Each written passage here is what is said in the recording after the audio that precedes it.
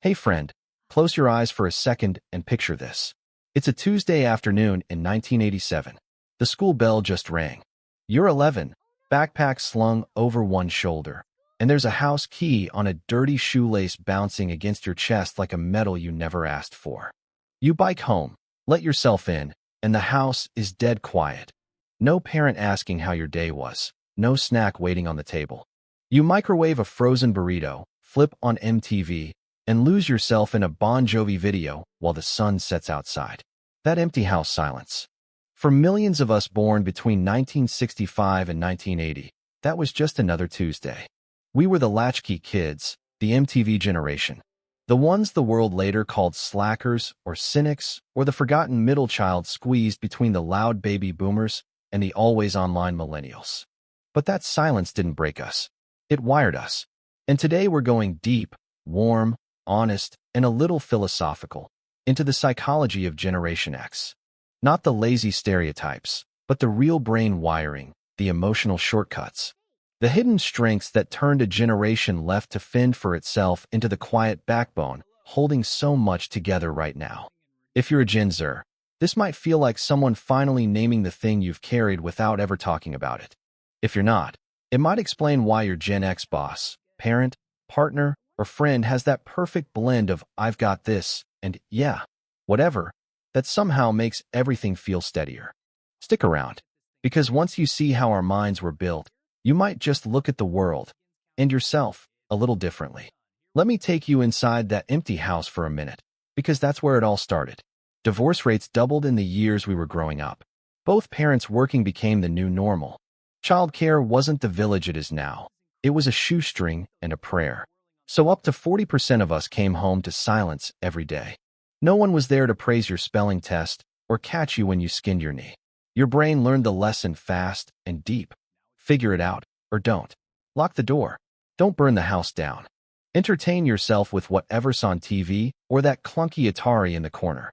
Psychologists who study early independence say experiences like that don't just teach practical skills. They shape attachment, self-regulation, even how we handle uncertainty later in life. We developed what looks like hyper-independence, but really it's a survival wiring, a fierce self-reliance that says, I don't need saving, but I can handle whatever comes. And plenty came. We were the first generation to watch real-time national trauma on classroom TVs, the Challenger exploding in a ball of fire while our teachers cried. We grew up with the crack epidemic ripping through cities, AIDS turning love into a minefield, economic recessions that taught our parents the hard way that company loyalty could get you laid off anyway. The Berlin Wall fell when we were teens, and suddenly the Cold War we'd practiced duck and cover for was over, leaving this weird mix of relief and okay. Now what? No wonder skepticism became our love language. Where boomers marched with flowers and big ideals, we watched institutions fail enough times to develop a built-in bullshit detector. It's not cynicism for cynicism's sake, it's protective realism. Researchers tracking generational traits as recently as 2025 show we score higher in self-control, stable-mindedness, and long-term thinking than the generations after us. That empty house discipline paid off. We learned to pause, assess, and keep going without needing constant applause or reassurance. But here's the part that tugs at the heart, the part we don't always say out loud. That independence came with a cost. Emotional restraint became our default setting. Feelings got compressed, tucked away like the key on that shoelace. Dark humor and sarcasm weren't just personality quirks, they were armor. Whatever wasn't apathy. It was a shield that kept vulnerability at arm's length in a world that sometimes felt like it forgot we were even there. Studies on latchkey kids show that while most of us turned out remarkably resilient, socially, emotionally, academically, the quiet afternoons could leave a subtle ache. A habit of not asking for help because asking felt like admitting weakness. Even now, in our 40s, 50s, and early 60s, that wiring shows up. We're the sandwich generation, squeezed between aging boomer parents who need us and our own kids who grew up with far more hovering than we ever did. The stress is real. One major study even called us one of the most stressed cohorts. But we still show up, handle it, and crack a joke about it afterward. That's not coldness. That's compression. Years of practice turning pressure into quiet endurance. And yet, watch how beautifully that same wiring becomes superpower when the world gets chaotic. We're the ultimate adapters.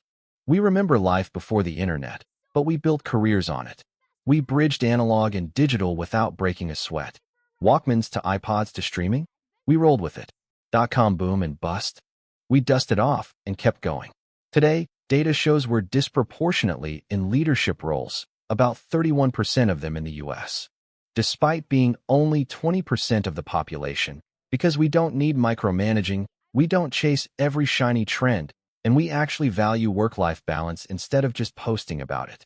We pioneered that work hard, play hard rhythm because we saw what nonstop hustle did to our parents. Our pragmatism isn't boring, it's wise. Our fearlessness around risk. Born from learning early that safety was never guaranteed anyway. And that empathy we carry, especially the women among us, but really all of us, comes from knowing what it's like to feel unseen. We don't need to be the loudest voice in the room. We just make sure the room doesn't fall apart. Think about it like this. We're the Swiss Army knife generation. Not the flashy new multi-tool with Bluetooth and app integration, but the scratched-up, reliable one that's been in the drawer through every crisis. It has every blade you need, even if you forgot it was there. We absorbed lessons from both sides of the generational sandwich. From our greatest generation teachers, the ones who fought real wars and lectured us about valuing freedoms we didn't have to bleed for, we learned quiet respect for sacrifice. From our boomer mentors, the hippie types who taught us open-mindedness and standing for justice, we learned empathy without the drama. We didn't lead the big cultural revolutions, but we watched them, learned from the messes, and now we apply that wisdom without needing credit. That's the philosophical beauty of Gen X psychology. We're diagnosticians of the human condition, clear-eyed about what's broken, steady enough to keep things running anyway. And the beautiful part? Research on us in midlife paints a picture that's actually pretty hopeful. Long-term studies show we're active, reporting solid happiness levels, carving out real work-life balance, and volunteering at higher rates than people give us credit for. No massive midlife crisis for most of us, just a steady, we've seen worse kind of peace. We've turned the very things that could have broken us into the qualities the world needs right now. Resilience without drama, adaptability without panic, connection without performance. So if you're Gen X and you're watching this, I want you to hear me. Those empty afternoons didn't make you cold or forgotten. They made you unbreakable in the best, quietest way. Your sarcasm is wisdom wearing a smirk. Your independence is freedom. Your ability to laugh when everything's on fire? That's the glue holding families, teams, and societies together. You're not the middle child no one notices. You're the one everyone leans on when the spotlight moves on and the real work begins. If this hit you in the chest, whether you're one of us finally feeling seen, or you're from another generation understanding your Gen X people a little better, drop it in the comments. Tell me, what's one way those latchkey years still show up in your life today? Or if you're younger, what's the biggest aha moment about us? I read every single one. If this felt like a warm, honest conversation you didn't know you needed, hit like, share it with that Gen X friend who needs the reminder, and subscribe for more deep human dives into why we all think, feel, and survive the way we do. Because at the end of the day, the psychology of Generation X isn't about being overlooked. It's about being the steady heartbeat underneath the noise. The generation that learned early there are no guarantees, so you build your own strength, protect your peace, and show up anyway. We've earned our quiet confidence, and the world is better because of it. Thanks for spending this time with me. Go give yourself, or that Gen Zer in your life, a little grace today. You've got this. We always have.